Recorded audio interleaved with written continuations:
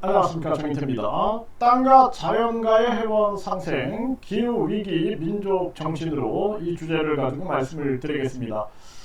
지금 이 지구의 환경오염이라든지 기후위기가 굉장히 빨라지고 있는 그러한 정황입니다.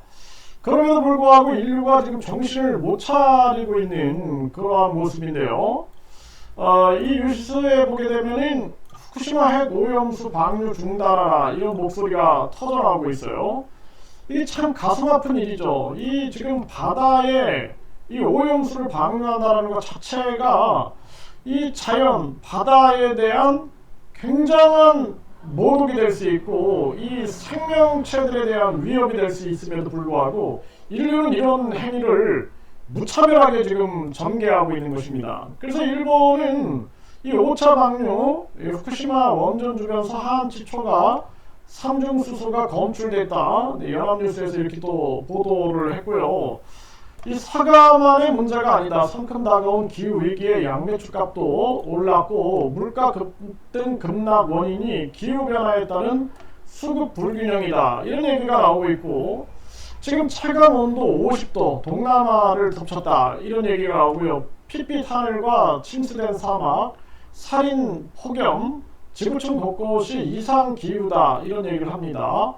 멕시코는 더위 속에 정전이 속출되고 있고 브라질 폭우 228명이 사망을 하고 있다는 것입니다. 심각한 얘기죠.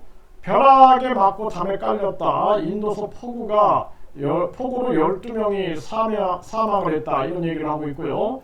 이런 무더위 뒤에 폭우, 올여름 역대급 이상 기후 반복이 전망되고 있다는 것입니다. 참 이게 심각한 문제가 아닐 수가 없어요. 자, 이 시애틀, 우리가 미국의 이 시애틀 도시 이름의 유래에 대해서 이 시애틀이라는 이름을 1854년 미국의 14대 대통령 프랭클린 피어스 대통령이 인디언 대추장 시애틀에게 땅을 팔라는 제안을 하게 되죠. 그래서 이 시애틀이라는 이 추장은 이렇게 얘기를 합니다.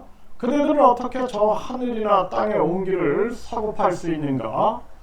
공기의 신선함과 반짝이는 물은 우리가 소유하고 있지도 않은데 어떻게 팔 수 있단 말인가? 우리는 땅의 한 부분이고 땅은 우리의 한 부분이다. 향기로운 꽃은 형제 자매이다. 사슴말 큰 독수리들은 우리의 형제들이다. 바위산 풀잎의 조랑말과 인간의 체험 모두가 한 가족이다. 이런 얘기를 하거든요.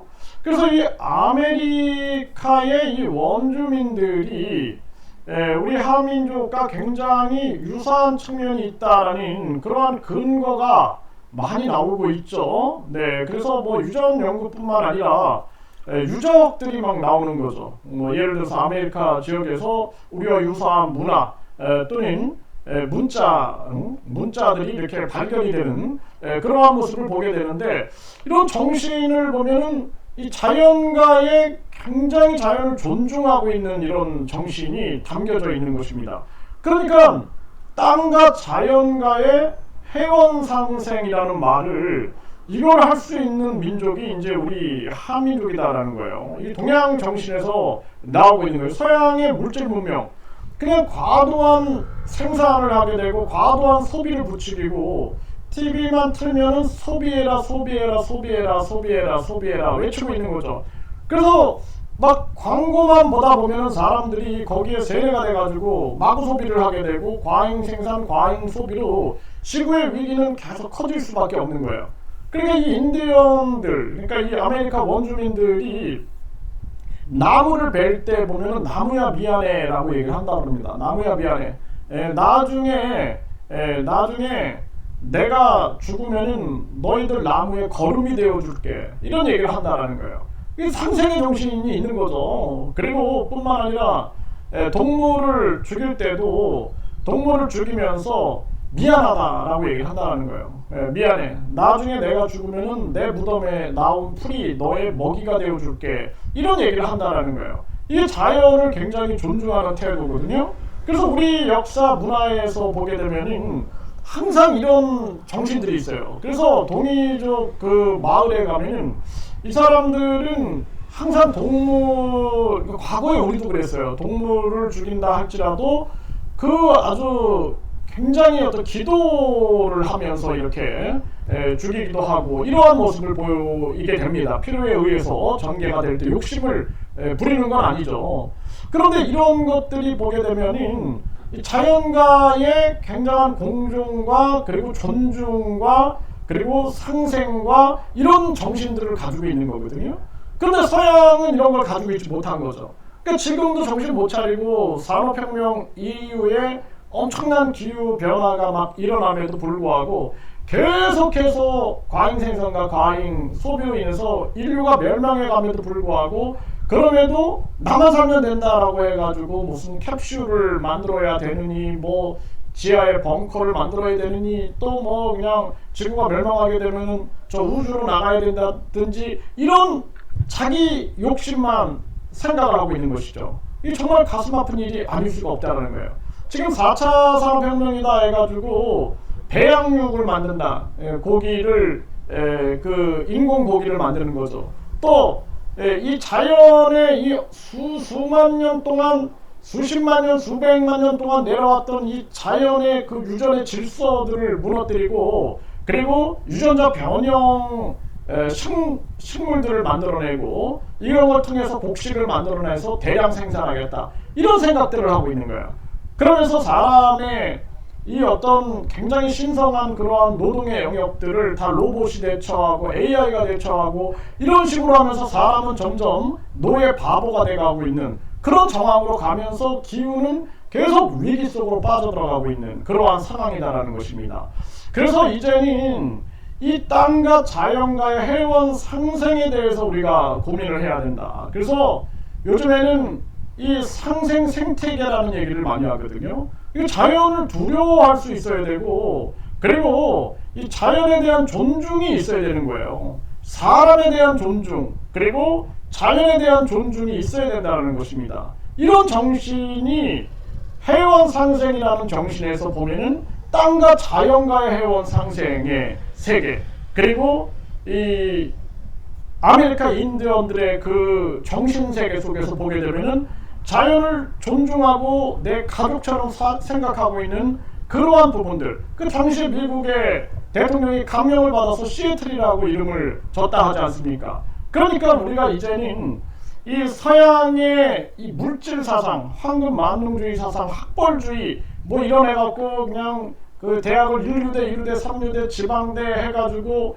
완전히 학벌주의를 만들고 명문대는 떼돈을 벌게 만들고 그리고 부모들은 사교육 시장에서 매몰되게 만들고 학생들은 입시 기계가 되게 만드는 이러한 부분에서 벗어나서 우리가 진정한 인간의 존중이라는 것이 무엇인가 그 한 사람의 자아를 존중하고 그 사람의 재능과 관심과 호기심과 상상을 존중하는 그리고 자연까지도 우리는 해원 상생의 대상으로 삼는 이러한 세계로 나가야 된다는 것입니다. 그래서 제가 MBC 이제는 상생이다라는 그 프로를 수시로 봅니다. 저는 수시로. 네, 그래서 MBC 이제는 상생이다 감독이 이제 김태훈 감독님이었고 그 당시에 MBC의 그 지역의 사장, 그러니까 전주 MBC의 사장이 그 이대호 사장님이었는데 제가 같이 만나 뵈었어요. 만나 뵈어서 그때 그 역사적 순간을 제가 막 얘기를 들으면서 야 MBC 그때 당시에 이 전주 MBC에서 이 이제는 상생이다라는 프로가 이렇게 나왔고 그것을 김태형 감독님이 아주 중심을 잘 지키면서 민족 정신과 민족의 사상과 철학을 이것을 조명하는 것은 굉장히 중요한 일이었다. 지금 이슬람교라든지 기독교라든지 유대교가 전쟁을 일으키고 있고 지금 이스라엘 팔레스타인 전쟁을 보십시오. 세계가 지금 막 갈라지고 있고 피를 흘리고 있고 그 예루살렘이 피로 물들고 있거든요. 이러한 부분들을 보면 무슨 생각을 하게 됩니까? 과연 이들에게 해원 상생이라는 이러한 정신이 있는가? 지금 이제 우리 이 민족은 배달의 역사를 깊이 연구를 해야 한다. 그리고 배달의 역사 이전부터 우리에게 내려온 정신은 무엇인가. 그래서 이 태오복희, 영재신농, 그리고 치유천황, 이 역사를 중심으로 해가지고 우리가 추구해 왔던 그러한 민족 정신은 무엇인가라는 것을 깊이 고민해야 한다는 것입니다. 우리가 일제시대를 지내고, 그리고 미군정시대, 그리고 각종 사대주의 그러한 시대를 지내면서 우리는 우리 정신을 너무나 잃어버리고 살았던 것이죠. 그래서 그러한 정신을 회복하고, 그리고 또 우리가 뭐 서양의 종교들을 존중을 해주지만 민족 종교, 우리 민족 종교는 과연 어떠한 부분에서 역할을 해왔고 어떠한 정신으로 움직여 왔는가라는 측면을 객관적인 인문학적 차원에서 우리가 이런 부분들을 해석하고 조명할 필요가 있다. 저는 그렇게 말씀을 드립니다.